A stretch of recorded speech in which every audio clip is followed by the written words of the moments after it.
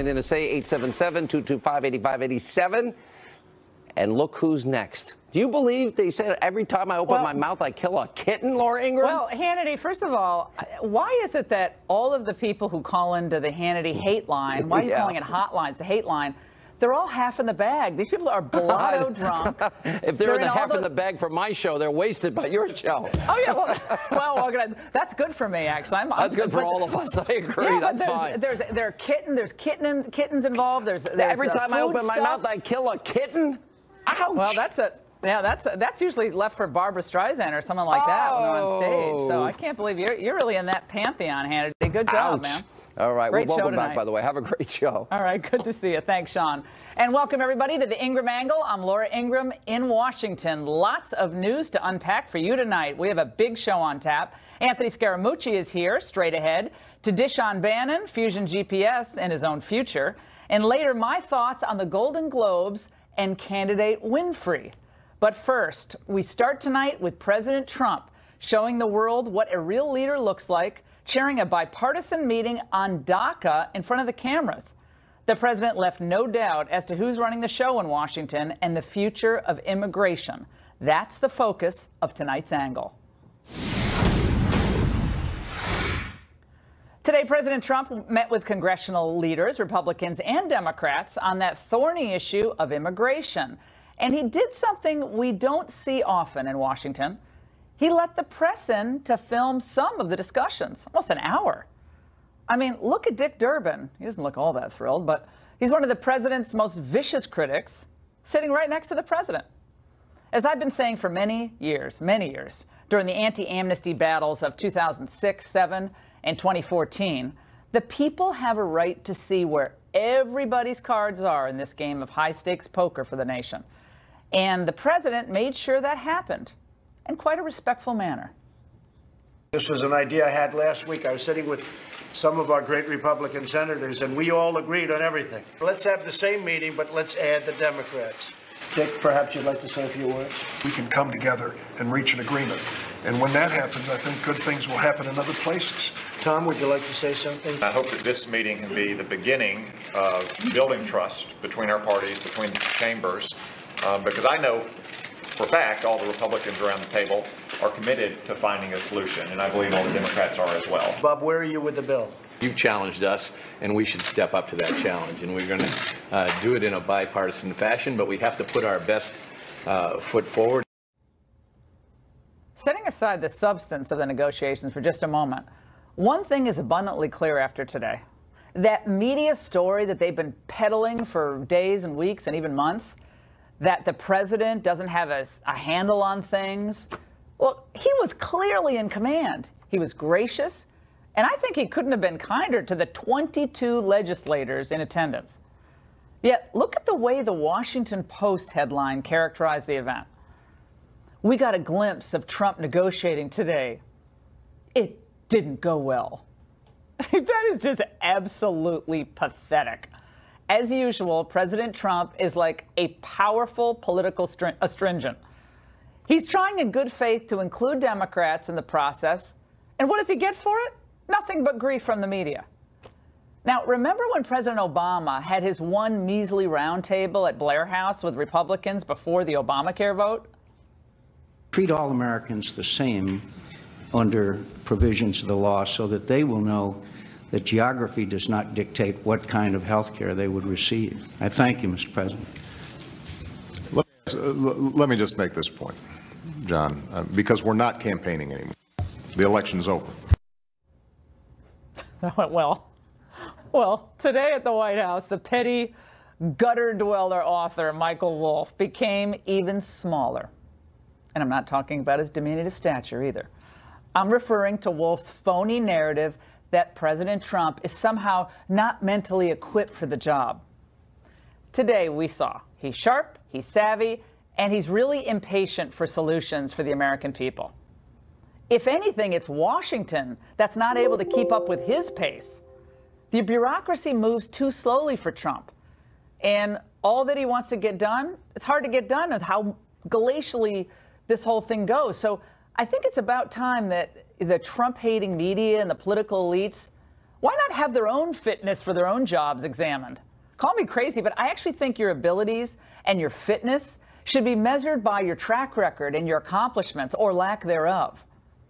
Think for a moment about the politicians in both parties as well, who've failed their constituents with stupid policies and ideas that did zero except waste our hard-earned money or suffocate economic opportunity. Just look at the crime in Chicago and Baltimore, the homelessness, the epidemic we're seeing of it in San Francisco and LA. And as for the press, let's not forget that most of them were embarrassed by their predictions of President Hillary. And they're still failing their readers and their viewers with the same old tropes that they tried against Trump in 2016. How can you be a race-baiting, xenophobic bigot, which Donald Trump is? 2 or 3 months before any Republicans voted, Donald Trump started talking about the Muslim ban. I knew immediately, at that moment, and said at that moment, I can never vote for this guy. And I let everybody know I was voting for Jeb Bush, and Jeb lost. I'm sorry. And he's saying Trump is kind of out of it? Jeb Bush? He couldn't win his home state, Joe. I mean, imagine if instead of elevating these spurious claims of a nasty crackpot journalist, reporters spent more time getting to understand the hopes and dreams of Americans who are outside of the Acela corridor. Get out of the bubble, boys. I actually think Trump is really growing into the job quite well, thank you very much. By any objective measure, he's accomplished more and more good for the country in 1 year than I believe most other presidents in my lifetime. And now, as for the actual policy analysis of what this bipartisan gaggle may do on immigration, there were some good signs and some not so good signs today. First, let's talk about the positive. The president reiterated his must-haves in any DACA deal. We need a wall. It has to be a bill to end chain migration, cancel the lottery program. Those 3 things are paramount. Well, in a perfect world, we would have enough Republicans, and even a few Democrats maybe, who would pass the RAISE Act, that Tom Cotton, Senator Perdue Act, before we took any steps toward rewarding those who are in the country illegally. Citizenship shouldn't be bargained away for some song with maybe a green card. Shouldn't do it. Now to the concerning part of the DACA roundtable. This should be a bipartisan bill. This should be a bill of love. Truly, it should be a bill of love, and we can do that. When this group comes back, hopefully with an agreement, this group and others from the Senate, from the House, comes back with an agreement, I'm signing it. I mean, I will be signing it. I'm not going to say, oh, gee, I want this or I want that. I'll be signing it. Oh, wait a second. I hope the president hasn't been reading that Jeb Bush immigration book. Remember in 2014 when Jeb described illegal immigration as an act of love? Well, like clockwork, Jeb Bush tweeted today, encourage the president is seeking bipartisan solutions to our immigration challenges. I'll bet. Color me concerned. Well, while the president seems eager to do a DACA deal, I would caution that this is not the reason why he won. The American people elected him to protect their security and well-being first. So I have 5 thoughts for the president and the GOP. Number 1, focus on how immigration affects the American worker in the language that you use, even when you talk about doing something for the DACA so-called kids. Number 2, Trump won because his position on immigration differed from everyone else's in that room for the most part. So we need to keep the focus on what's good for American citizens and legal immigrants. Law and order, my friends, remains popular, necessary to the Trump agenda. Number 3, let's everyone be honest that passing DACA, well, it's not going to be some magic elixir for Americans. The GOP is going to be drummed out of office if they're seen as being more compassionate toward illegals than they are toward American citizens. And number 4, if we don't change our legal immigration system, and fast, the melting pot will break beyond repair.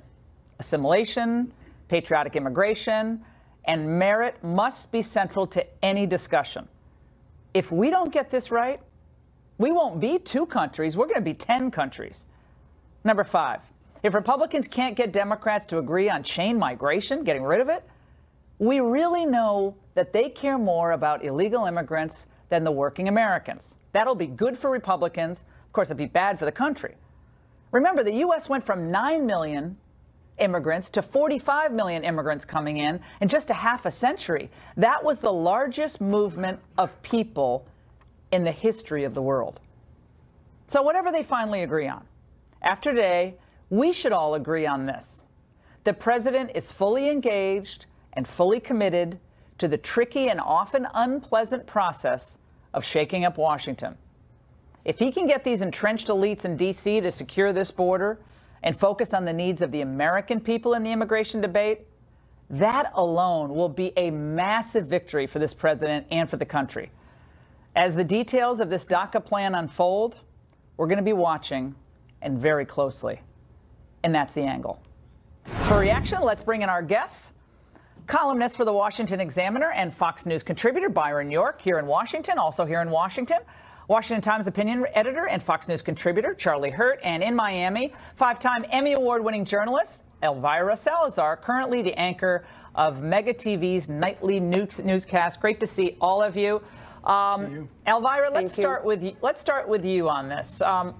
The president pleased Jeb Bush today with his approach to immigration. He looked, to me, very in command of the room. He was looking like he wanted to come up with some solution. I may not love the solution in the end, but boy, he seems to want to get to results and bring all parties to the table. And we are very happy about that, and good evening, and thanks for inviting me. I wrote at the beginning of this year and for Newsmax that Trump was going to be for immigration what Nixon was for China. Only somebody that is such an staunch anti-illegal immigration could pave the way, as we saw today, to acquire and to be able to achieve something that has not been able to be done in the last 30 years, which is to not only to give some type of legality to the DACA kids, but to take care of the 11 million people. And that we can go into that discussion. How are we going to do that? But President Trump showed today that he is willing to put political capital that he has, and now political willingness to solve the problem, starting with the DACA kids.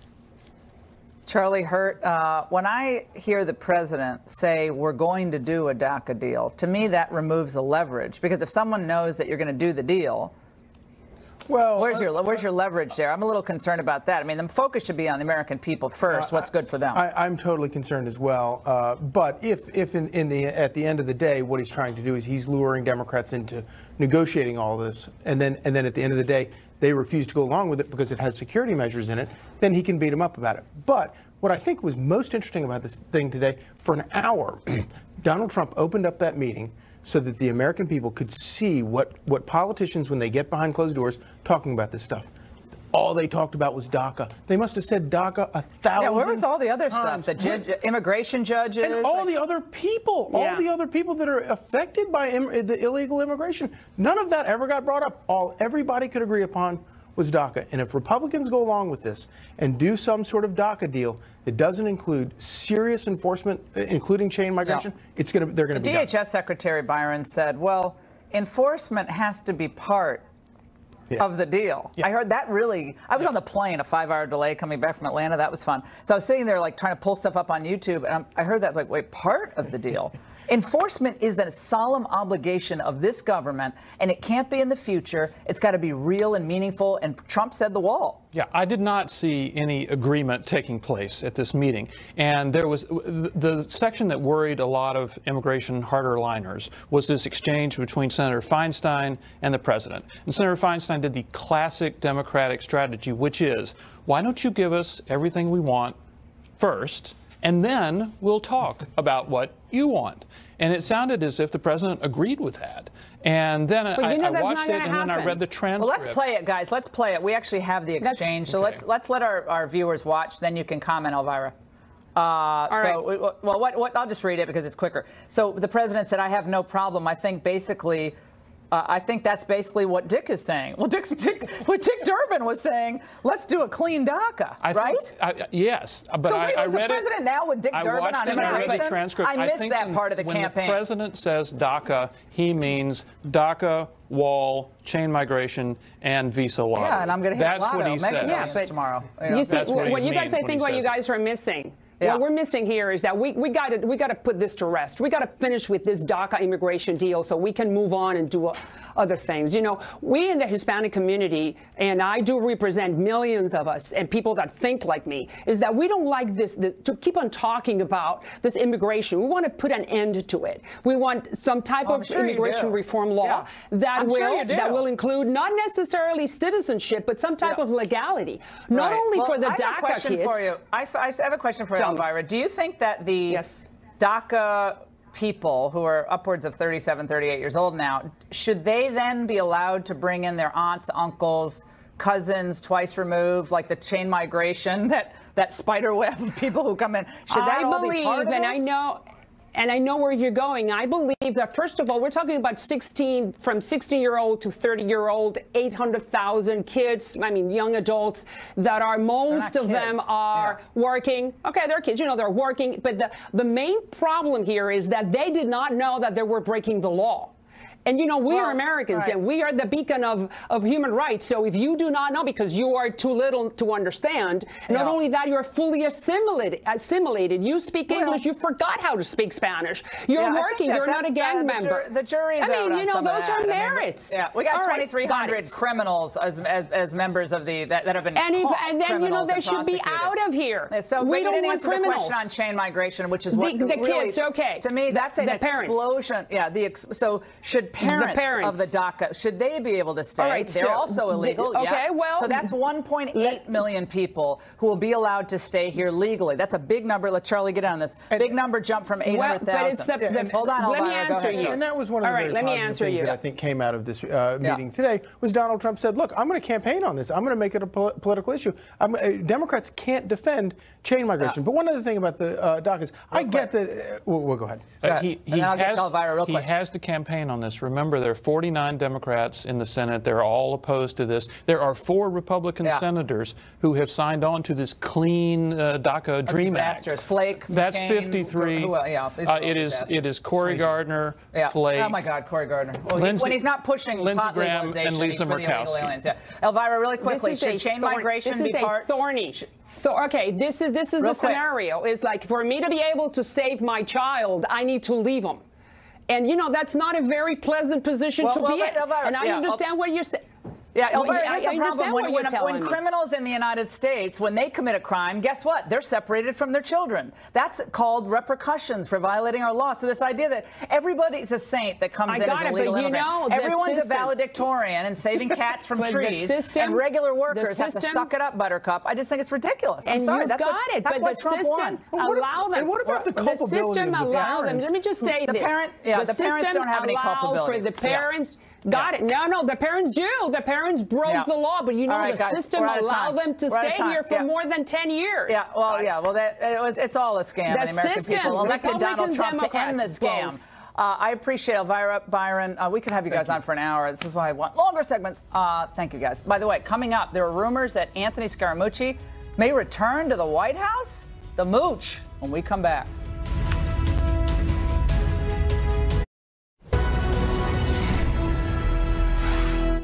Two big shockers. Steve Bannon is out at Breitbart, and Anthony Scaramucci may be back at the White House. Joining us now from New York. I wish he was here. Me too. Anthony Scaramucci. Hey, Anthony, how you doing? Good to see you. Happy New Year. Happy New Year. Congratulations on your unbelievable show, Laura. God bless you. Thank you. You got to come on more. You got to come on more. I'm thrilled to be here. Let's make this not the last time. How's that? Fantastic. Let's talk about you in the White House. I'm reading all these stories and reports that you talk to the president regularly. He has an enormous amount of respect and affection for you. There's some desire to bring you back in. The White House is kind of being coy about it.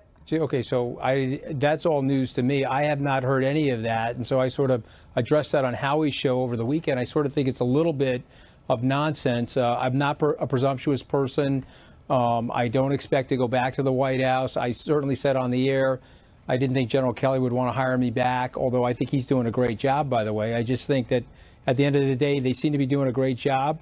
I thought today's communication strategy was absolutely brilliant, so my hat's off to them for allowing the American people to see the president, Laura, the way you know the president, the way I know the president, and his extreme quote-unquote presidential nature, which you saw today for 45 or 46 minutes. So don't you love Scaramucci? Don't you love how the left keeps saying he is mentally unstable? They are so desperate to try to discount his successes and accomplishments.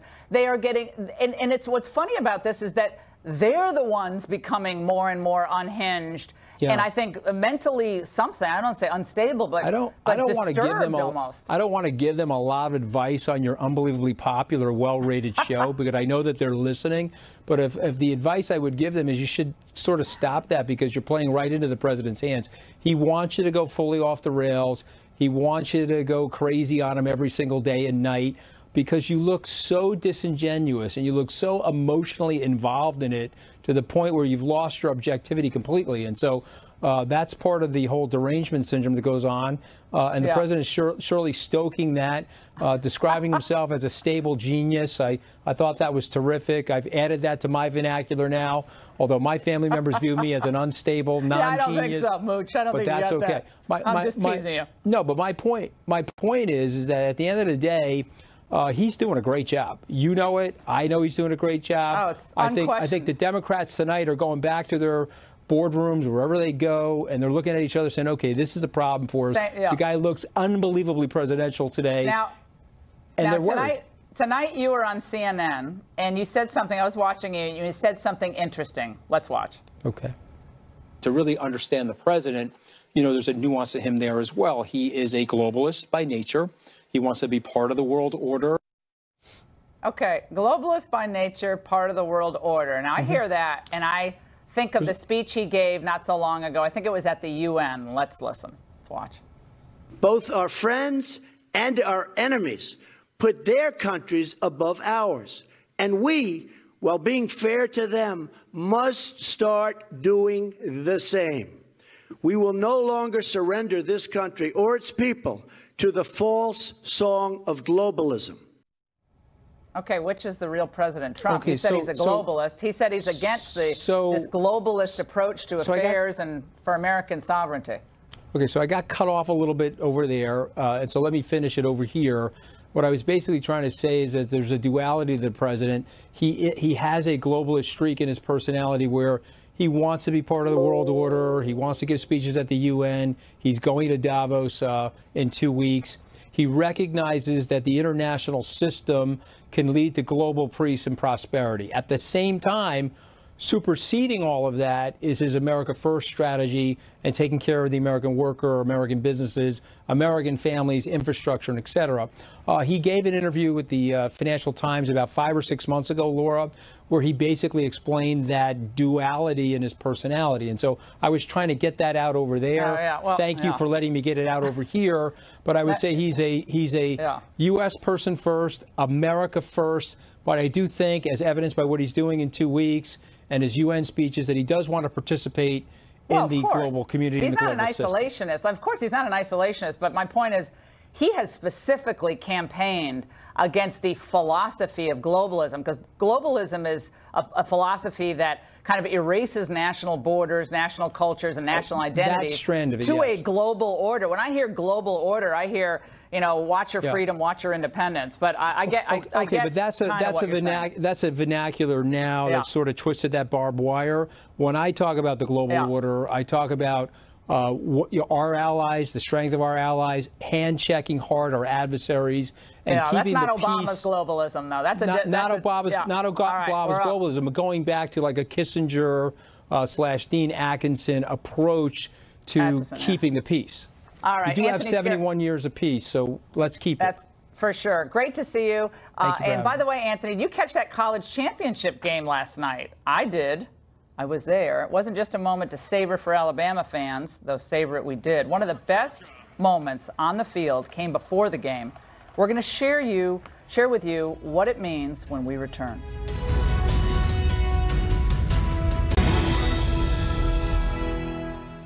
Last night's college football championship wasn't just a great game, Roll Tide. Before it started, there was not only the presentation of the colors and a salute to the military, but President Trump made a point of standing midfield for the anthem. To discuss the impact of that moment, we're joined by Joe Theismann, who quarterbacked the Washington Redskins to a Super Bowl victory in 1982. Boy, do we miss you, Joe. He's in Scottsdale, Arizona. And, of course, it's great to see you, Joe. Such a big fan. And, by the way, the president walked out with those ROTC members of the military, with salute to wounded veterans and veterans, military folks. It was just it was a beautiful moment. It was overwhelming cheers in the stadium. There are a few boos from misguided college students, but overwhelmingly, it was huge positive reaction. What did you think in watching that and comparing that to the NFL and what we've seen this season with a drop-off in viewership and so forth? Well, Laura, just listening to you describe it, I get goosebumps because it was such an incredible moment of a celebration of a great nation and what we represent and what it's all about. I had the opportunity to play in front of President Jimmy Carter, and I can tell you something, when the president's in attendance, it's a different type of a game. But to see so many people celebrate this great flag, this great country of ours, and the NFL has, taken a hit for it. I think the viewership is down. There are a lot of people that have served this country. There are a lot of people that have sacrificed and had family members that have sacrificed for the freedoms that we have. And that's sort of the double-edged sword a little bit. The flag stands for something very special. It stands for those people that have sacrificed to allow us to be who we are and have the freedoms that we have. And to me, I never agreed with some of the things that the players have done, but yet they do have the right to be able to do that because that's what the freedom for the flag was all about. But to see the president out there last night at that football game, he's a huge fan. He's a fan of sports. He's a fan of football. And to see him at that game, I think, was very, very special. Yeah, and Joe, by the way, I was lucky enough to get tickets to the game and sat around some amazing people, old players and family members of the old athletic director and a former coach at West Point. He played for Bear Bryant, Bill Battle. So I sat with his family. Just amazing people, so patriotic. And I can tell you, when they show the soldiers in Kandahar and of course, in Afghanistan and then in Iraq, I think they showed the soldiers in Iraq as well. The stadium went just crazy for the soldiers, for the troops. And they have, Laura, and that's the thing. I think the support of what is going on, the opportunity to be able to voice your opinion in a positive way about the men and women that fight for our freedom. The police officers, the first responders, the firemen, those people that put themselves in harm's way. It's a special breed of people. They don't know when they wake up the next morning what the day is going to hold in store for them. And that's why I think they should be honored. And that's why the flag honors them. It's a little way we can do it at home. Well, of course, something has to happen before the game, which as an Alabama fan, I was beyond outraged by, so upset, is when that clip emerged from the running back, Bo Scarborough, and we have a little snippet from it. Let's watch.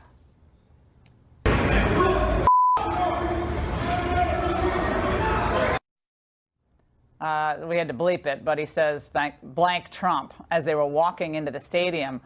And that made the rounds, and it was rumored that he was benched. I don't know do you know if he was benched or not? I don't think it was. I don't know. Was he benched for the game? I don't even know. He wasn't. Yeah. He wasn't benched for the game. It's just wrong. I mean, it just shows disrespect. Joe, you're a straightforward guy. I got to ask you, straightforward guy. Should he have been benched?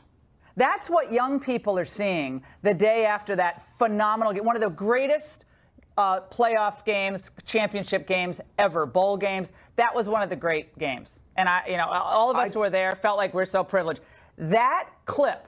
If I were Saban, I would have said, you know something? Take a seat. You can't hold your tongue you can't hold your tongue? Are you kidding me? I would have benched him. And I know I've had a chance of meeting Nick Saban. I'm surprised he didn't. Well, I'm not surprised because, look at a lot of different things that have happened on football teams, on different types of teams where people have been able to say and do things. It's unfortunately, Laura, it's part of what's become a norm in society today, an expression of any type. But to me, you disrespect the office, you disrespect the person. And the school. It's everybody's entitled to have an opinion. but there's a respectful way to do things. That's not an opinion. That's stupidity. It's not an opinion. It is stupid. That's profanity and stupidity. I'm sorry. It's both. And thinking about it, I probably would have said, I'm sorry, you can't play in this game. I would have what said he that. said instead, you know what he said instead? You know, not talking about Saban. Bo Scarborough then compounded the problem by claiming in a tweet that he was talking about Georgia. He wasn't talking about Georgia. He said, y'all promise I didn't say anything about the president. I did say something I shouldn't have said about Georgia, and I'm sorry for that. No, he didn't. He said Trump. You can hear it very clearly in the tape. I mean, so anyway, look, I don't want to, there was an amazing game. President Trump was great there. The troops were honored. So all of that was incredible. But that moment, that was a disappointment. And these guys are lucky and privileged to be playing for such a great team and a great coach. But what a spectacular evening. Both Alabama and Georgia played their heart out. And I will say this, the pass the young man from Alabama threw that tied the football games, I believe he was throwing it to the guy behind the guy that caught it. Oh, okay, Joe. I was sitting there and I didn't see that. Take a look at that clip again. Take a look at it again, because he throws it into a space where I believe he's throwing it to the guy that's hooking up behind him. And all of a sudden, the other guy shows up, and here we are today. Alabama's another national championship. I had several heart attacks in the stands, several heart attacks last night. But Georgia played a great game, and I felt bad for the Georgia fans. So, but it was an amazing night. Joe, thank you so much. I really appreciate it. And by the way, when he bragged that he had a bigger nuclear button than Kim Jong-un, the experts predicted the president was stoking war with North Korea. Well, wait until you hear what's happened now. Up next.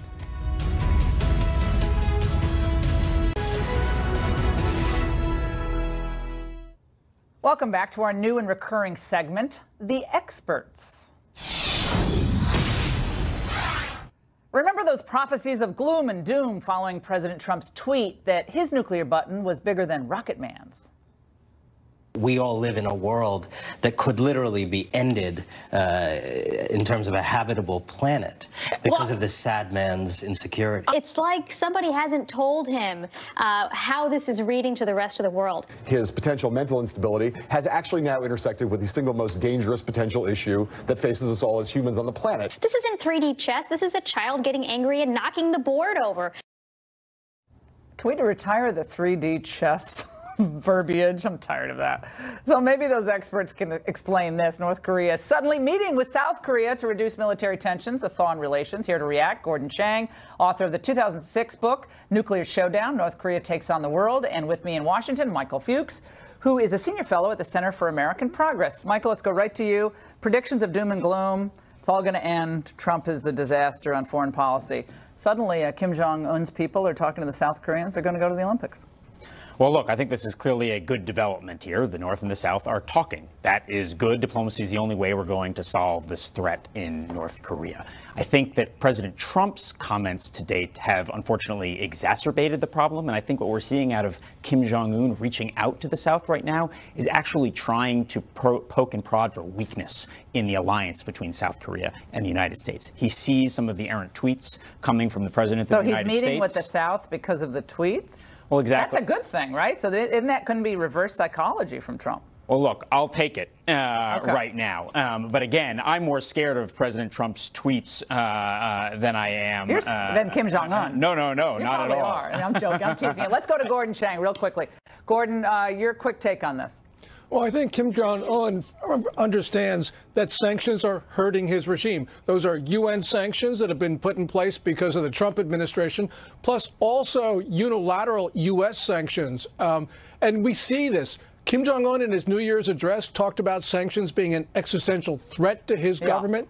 Also, there's anecdotal evidence of just so many instances of people not getting money. So this is a real indication that the underlying Trump policy of cutting off money to the North Korean regime is actually starting to work. And that's one of the reasons why Kim Jong-un wants to talk to the South Koreans, because he wants the South Koreans to pay them cash. All right, Michael, closing thoughts real quick. Well, look, I think that this is a potential opportunity for the United States. The real question now is, what does the Trump administration do? Are they able to stay in lockstep coordination with our ally in South Korea and try to actually start U.S.-North Korea diplomacy? Very interesting. Which is the only way we're going to really address this. All right, gentlemen, we'll have you back for an extended discussion. And by the way, I know you guys were watching the Golden Globes the other night with popcorn and some big super gulps. Up next, Oprah. Oh, her future. I'll comment and a lot more.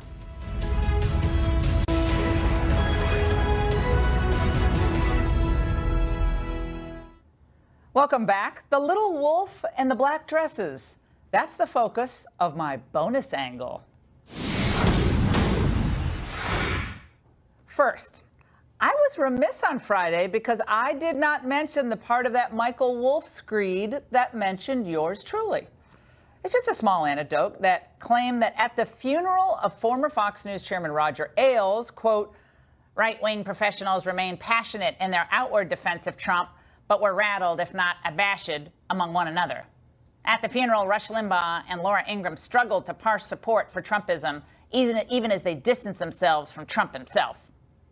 Okay, I can tell you that that is totally fabricated. It never happened. And by the way, it's really poorly written. What does parsing support even mean? And after talking to others who were there, I can tell you that Trump wasn't really even discussed much, if at all, at the funeral. But Wolff didn't care. He wanted to advance his rickety anti-Trump agenda. The facts be damned. He didn't care. And no, I didn't buy the stupid book. I borrowed someone else's. All right, second, the Golden Globes. For once, I wasn't in the slightest annoyed when my cable went out on Sunday night. I have one of those systems that are supposed to be so great. They control all the TVs. It never works. I was blissfully unaware of that hashtag Time's Up and those black dress declarations by women who, for the most part, just happen to be a bunch of left-wing Democrats. Same women who were mostly silent during Harvey Weinstein's reign of sexual terror. Excuse me, but watching a bunch of self-absorbed actresses try to one-up each other with emoting and conjured-up empathy isn't exactly my idea of a fun Sunday night. That Time's Up group, led by left-wing industry types, announced before the show that they'd all be wearing black to protest men who harass women. There wasn't much of a mention of women who harass men, as I recall. Imagine the pressure on young actresses in attendance to conform. Not only are so many in the industry afraid to express views that may be remotely conservative, now they're afraid to dress the way they want to dress and the color they want to wear. So how is it any less demeaning and domineering for a bunch of powerful women to tell other women what to wear than it is for powerful men to do the same? Answer, it's not. And as for resulting in some tangible change for the farm workers and the hospitality workers, well, I'll let Rose McGowan, the actress largely responsible for blowing the whistle on the sleaze in Hollywood, sum it up. She said, that's a Band-Aid to make yourself feel better about what you've all known about and been silent witnesses to and or participants in that silence. And no, I don't forgive. Well, now Washington is taking up that tedious torch of fake protest. A group of Democratic lawmakers have announced that they're going to be wearing, wait for it, black in support of Time's Up and that movement at the State of the Union. Another reason not to watch. If it weren't for President Trump, I wouldn't. Must every moment of our communal life be overshadowed by protest? And then there's Oprah Winfrey. Now, I caught her speech on YouTube. I had a 5-hour delay coming back from the big game last night. It was nicely written and it was well delivered, her talk at the Golden Globes. But it was also purely political. Are we to believe that she, like Meryl Streep and all the other actresses, producers, and so forth, just had their epiphanies about Weinstein, Spacey, and all the rest of them in Hollywood? Oprah, who, by the way, has spoke really compellingly about the abuse she suffered as a child, she had the biggest megaphone in the media for decades. Surely she knew that both straight and gay men in Hollywood had abused their positions of power for years. There are victims all over the place. So my question is, what took them so long? Here's my angle on this. Since that Russia collusion narrative about President Trump hasn't materialized, and since all these predictions about the Trump apocalypse haven't come true, the economy is doing so well, the left is desperately scrambling for anything to hold on to, anything to give them hope. So it's Oprah. She's their lifeline. Well, I say Oprah should throw her hat in the ring. Why not? The president apparently feels the same. Oprah would be a lot of fun. I know her very well. You know, I did one of her last shows. She had Donald Trump, this is before politics, her last week. And she had Donald Trump, and my family was very nice. No, I like Oprah. I don't think she's going to run. Look, Oprah's accomplished. She's fun to watch. She's smart. And I think she'll also quickly see just how different politics is from hosting a talk show. Different game. America isn't the room who gave her the standing O on Sunday night. And if she did run, before long, I predict she's going to have a lot more respect for just how hard it was for Donald Trump, a total outsider to politics, to have run, beaten all those Republicans, beat the Obamas, beat the Clintons, beat the media, beat Hollywood, and win it all. Oprah Winfrey versus who? Who could she run against? She could run against Matt Damon, George Clooney, Rosie, Elizabeth Warren. What other parade of horrible can I trot out? Before we go, be sure to stay right here. We got a lot more to get to.